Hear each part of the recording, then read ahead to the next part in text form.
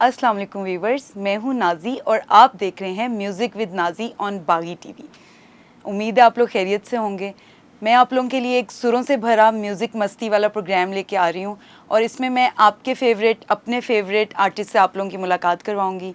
तो आज जो सिंगर मेरे साथ मौजूद हैं उनका नाम नाम मैं आपको नहीं बताऊंगी, ये आपको गेस करना पड़ेगा, लेकिन एक छोटा सा क्लू मैं आप लोगों को दे सकती हूँ। I will sing a song. चन सजना वे नेड़े नेड़े हो, ढोल माहिया वे नेड़े नेड़े हो। Now I am sure you guys must have guessed. तो हमारे साथ मौजूद हैं अली शेर। कैसे हैं अली आप? मैं बिल्कुल ठीक ठाक। आप कैसी हैं नाजी? मैं बिल्कुल ठीक। So happy to have you here. My pleasure. I am also very happy to have you here, to have you all of you here. Thank you so much. तो मैं आपसे ये पूछना चाहूँगी कि आपको म्यूज़िक ने किस तरह इंस्पायर किया, या आपकी फैमिली को कब लगा कि कुछ थोड़े डिफरेंट नॉर्मल ट्रैक से हट के कुछ जरासीम आपके अंदर पाए जाते हैं? और जो अभी इंटरव्यू से पहले आप बात कर रही थी वो कि भी एबनॉर्मलिटी कब फील हुई, एबनॉर्मलिटी फैमिली को कब फील हुई आपके बारे में? मैं इसको एबनॉर्मलिटी नहीं समझता। ये बड़ा नॉर्मल काम है, बड़ा रिलैक्सिंग काम है।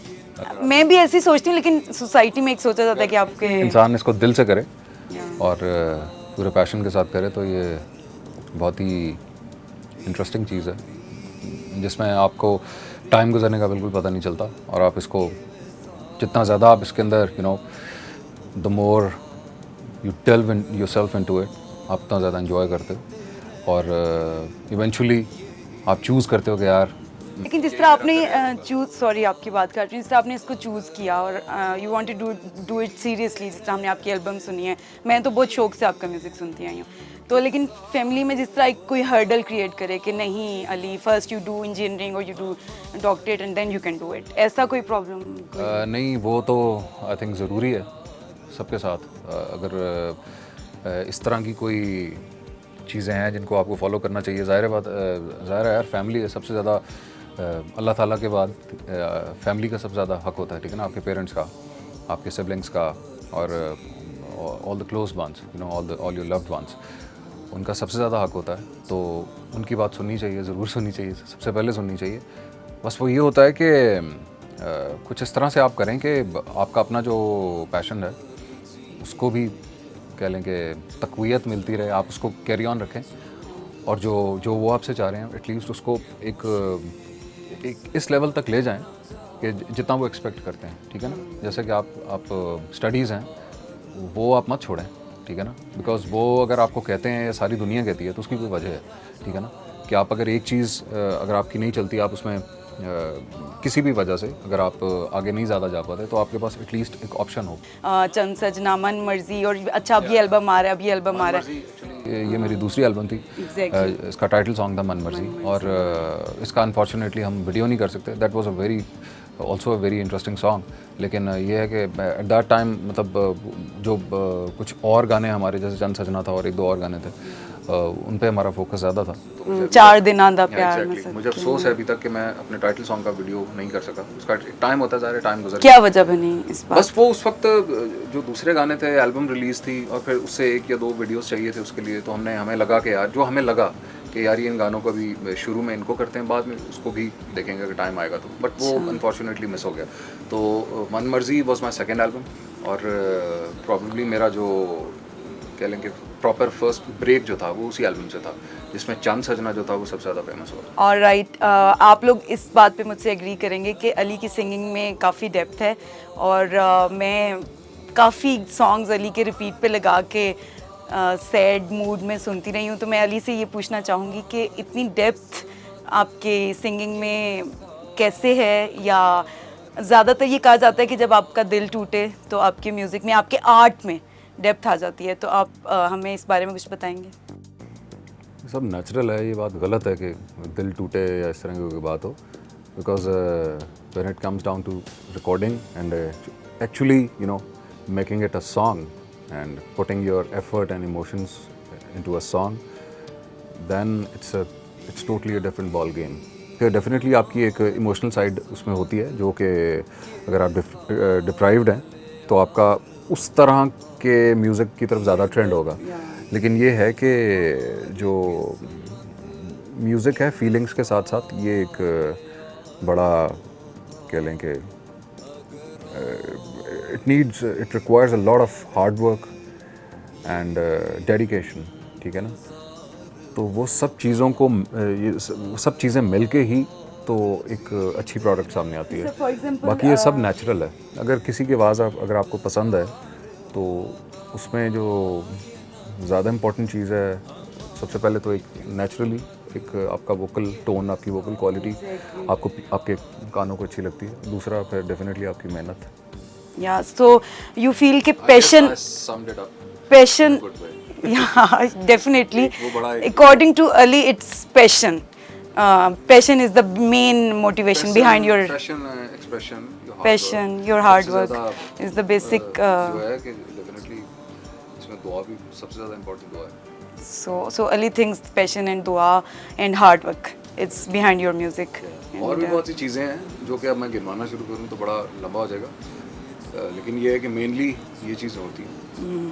No I agree. असल में मैंने आपके ये 2 सॉन्ग मुझे लगा कि शाम के सुरमई अंधेरों में और की बेदर्दा दे नाल यारी, मैं जब सुन रही थी मुझे लगा नहीं, there is something wrong, so it's not like that. देखें की बेदर्दा दे संग यारी जो है वो तो उस पर तो बात ही सारी ख़त्म हो जाती है। उस पर तो there is no question about the lyrics, because वो हज़रत बाबा बुल्ले शाह का कलाम है, ठीक है ना। तो उसको करने के लिए ज़ाहिर बात है ज़्यादा रिस्पॉन्सिबिलिटी चाहिए, मतलब ज़्यादा फोकस और बहुत ध्यान से करने वाली चीज़ है, ठीक है ना। तो उसके लिरिक्स ही इतने पावरफुल हैं और इतने इतने बड़े हैं कि उस पर एक अच्छी कंपोजिशन और उस जोन में जाना कि आप उस पूरे इंटेंसिटी से आपने गाया उस लेट मी जस्ट मैं तो इसमें क्योंकि ये ज़रा थोड़ा सा इंपॉर्टेंट है, इसको थोड़ा सा एलैबोरेट करना शायद लंबा हो जाए, लेकिन मैं सम अप इस तरह से करूँगा कि वो 2-3 चीज़ें उसमें 2-3 फैक्टर्स जो हैं उसके अंदर कि वो लिरिक्स ही इतने बड़े हैं, इतने पावरफुल हैं कि वो आपको वो कहीं और फिर आपका माइंड जाता ही नहीं है। आप फिर उसको आपका फोकस होता है कि यार मैं इसको डिलीवर करूँ, इस तरीके से करूँ कि कन्विंसिंग लगे, बिलीवेबल लगे। और दूसरे नंबर पे जो गाना है शाम के सुरमई अंधेरों में, वो इटसेल्फ उसकी लिरिक्स ख्वाजा परवेज़ साहब, वो इतनी खूबसूरत, इतनी यूनिक उस टाइम पे एक उन्होंने मुझे चीज़ दी थी लिख के कि मैं स्टार्ट में मैं भी तो ओवरवेल्म हो गया था स्टार्ट में। मैं कहा कि यार ये इस तरह की चीज़ मैंने कभी भी नहीं की, बिकॉज वो थोड़ा मुझे रूटीन से हट की थी, बिकॉज उस टाइम पे मैं ज़रा थोड़ा I was more into electronic music, you know, techno pop और इस तरह के ट्रांस, इस तरह की चीज़ों में।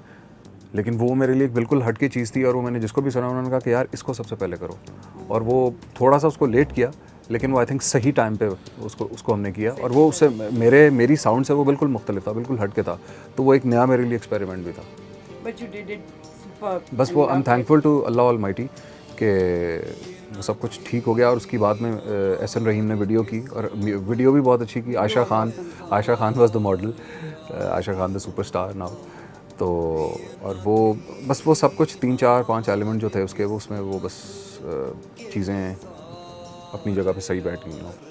ऑलराइट, अब मैं अली से ये पूछना चाहूँगी, अली पे एक इल्ज़ाम है कि अली अपने स्टूडियो में एसी थोड़ा कम इस्तेमाल करते हैं या थोड़ा लाइट्स को कम इस्तेमाल करते हैं, कंजूसी करते हैं इन शॉर्ट। तो अली इस बारे में आप क्या कहना चाहेंगे हमारे व्यूअर्स को? आप इसको बिल्कुल डिनाई कर रहे हैं इस बात को। डिनाई नहीं, ये बात ही गलत है। डिनाई तो मैं उस चीज़ को करूँ ना कि जिसके बारे में मुझे थोड़ा सा हो गया यार ये इल्ज़ाम है। ये एक ऐसी ये मन घड़त कहानी है गाइस, ये मन घड़त कहानी है। अली ने इनकार कर दिया है। और ये जो आपने इक्विपमेंट सारा यहाँ पे इकट्ठा किया है और इससे आप बेसुरों को सुरीला करते हैं। नहीं, ऐसी कोई बात नहीं है। सुर होना सबसे ज़्यादा इम्पोर्टेंट है, और इम्पोर्टेंट कह लें कि सबसे ज़्यादा इसमें चाहिए ही सुर है, बिकॉज वही सारा एक्सप्रेशन है और वही सब गाना है, ठीक है ना। तो मैं सुर में नहीं करता। देखें, ह्यूमन एरर की अगर आप बात करें तो वो सब में ही है। मैंने जितने भी सिंगर्स को यहाँ रिकॉर्ड किया है अपने पास, बहुत अच्छे और बहुत माने हुए सिंगर्स को मैंने यहाँ रिकॉर्ड किया है। तो ह्यूमन एरर तो हर जगह मिलता है, बिकॉज वो तो एक नेचुरल चीज़ है, कोई मशीन तो नहीं है। मशीन भी तो गलत हो जाती है। तो एक्सप्रेशन, सुर, ये सबसे इम्पोर्टेंट है। अगर वो नहीं है तो फिर उसके और तरीके होते हैं, उसको कैसे वर्क अराउंड उसका होता है, लेकिन वो फिर वो चीज़ नहीं होती जिसको आप कह लें कि जी सुरीला गाना, ठीक है ना। एक सॉलिड जो एक आर्टिस्ट है, एक म्यूजिशियन है, सिंगर है, उसकी चीज़ डेफिनेटली वो जॉनरा ही अलग है, वो फैमिली ही अलग है।